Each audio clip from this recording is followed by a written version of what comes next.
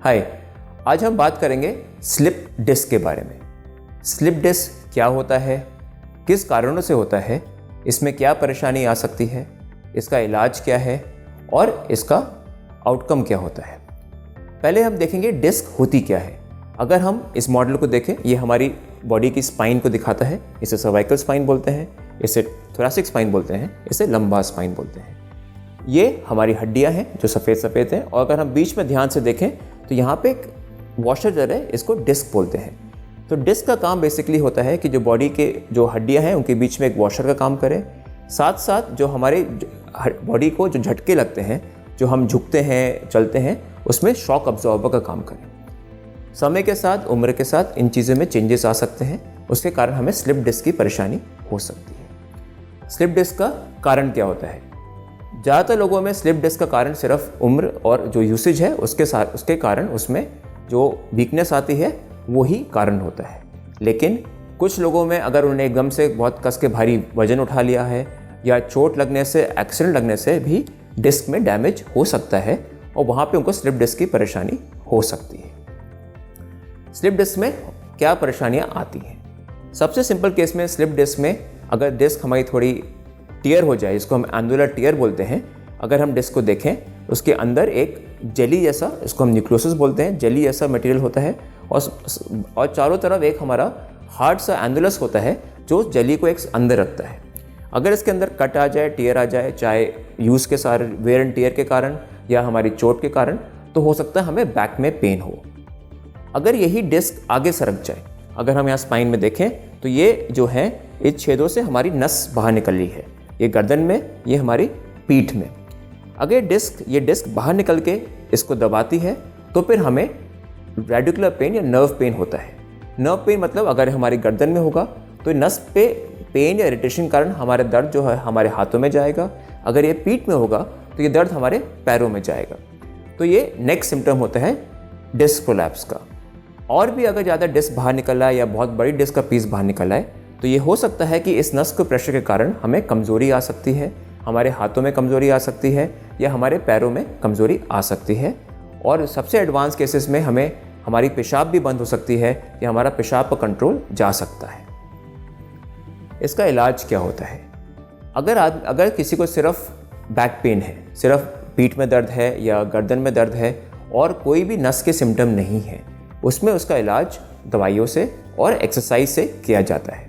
अगर हम अपनी स्पाइन फिर से देखें तो ये हड्डी है, साथ में पीछे, साइड में, आगे हमारे शरीर में काफ़ी बड़ी बड़ी मसल्स होती हैं जो स्पाइन को सपोर्ट करता है। अगर हमारी किसी कारण से स्पाइन में कमज़ोरी है या उसमें वीकनेस आई है तो अगर हम मसल्स को मजबूत करेंगे तो ये स्पाइन को सपोर्ट मिलेगा और हमारा पेन ठीक हो जाएगा। और जो डिस्क के अंदर, जो हमने स्लिप डिस्क की बात की, जो डिस्क के अंदर मान लीजिए एनुलर टीयर है या टीयर है, वो समय से अपने आप ठीक हो जाता है। और ज़्यादातर लोगों में इस चीज़ में कोई सर्जरी की कोई आवश्यकता होती ही नहीं है। सिर्फ दवाइयों से, रेगुलर एक्सरसाइज से और अपना बैठने का तरीका, अपना चलने का तरीका ठीक करने से ये दर्द ठीक हो जाता है। मान लीजिए डिस्क ज़्यादा आ गई है और नस को दबा रही है। उन केसेस में जहाँ पे सिर्फ दर्द है, जहाँ पे कोई कमज़ोरी नहीं होती, जहाँ पे कोई पेशाब की परेशानी नहीं होती है, वहाँ पे भी पहले इनको हम सिर्फ दवाइयों का ही इलाज एडवाइस करते हैं। और उसमें भी देखा जाता है कि 70 से 80% लोग सिर्फ दवाइयों से ही ठीक हो जाते हैं। जो डिस्क का पीस बाहर आया होता है वो समय से थोड़ा श्रिंक, इसमें जो पानी होता है वो सूख जाता है, श्रिंक हो जाता है और होता है कि शायद नस पे जो दबाव है वो हट जाए तो हमारी परेशानी चली जाती है। तो उनको भी एडवाइस यही किया जाता है कि आप दवाइयाँ खाइए, आप रेगुलर एक्सरसाइज करिए, और वज़न ज़्यादा है तो वज़न कम करिए और कुछ सावधानियाँ बरतिए। और मेजॉरिटी लोग जहाँ पे सिर्फ दर्द है वो ठीक हो जाते हैं। लेकिन और एडवांस केसेस में जहाँ पे उनको कमज़ोरी आना शुरू हो जाती है, मान लीजिए हाथ में कमज़ोरी आनी शुरू हो गई या पैरों में कमज़ोरी आनी शुरू हो गई या जहाँ पे पेशाब ब्लॉक हो गई, वहाँ पे सर्जरी की आवश्यकता हो सकती है। अगर आपको कमज़ोरी आ रही है तो शायद आपको डॉक्टर डिस्केक्टमी सर्जरी एडवाइस करें। सर्वाइकल में इसको हम बोलते हैं एंटीरियर सर्वाइकल डिस्केक्टमी, क्योंकि ये सर्जरी आगे से की जाती है। आगे से हम आके दूरबीन के सहारे से ये डिस्क को निकाल देते हैं और यहाँ पे एक मेटल लगा देते हैं। और अगर ये हमारी लोअर बैक में होती है तो हम यहाँ पे आजकल माइक्रो डिस्केक्टमी करते हैं। माइक्रो डिस्केक्टमी मतलब ये ऊपर पूरा चीर के सर्जरी नहीं की जाती है, आजकल मॉडर्न टेक्निक से छोटे इंसिजन से, मतलब 2 सेंटीमीटर इंसिजन से ही हम उसके अंदर जाके उस जो डिस्क का पीस आपको परेशान कर रहा है उसको निकाल दिया जाता है। लेकिन जिन पेशेंट्स में मान लीजिए इतनी बड़ी डिस्क आ गई कि उनको पेशाब बंद हो गई या पेशाब कंट्रोल चला गया या शरीर में कमज़ोरी आ गई, ये केसेस इमरजेंसी होते हैं।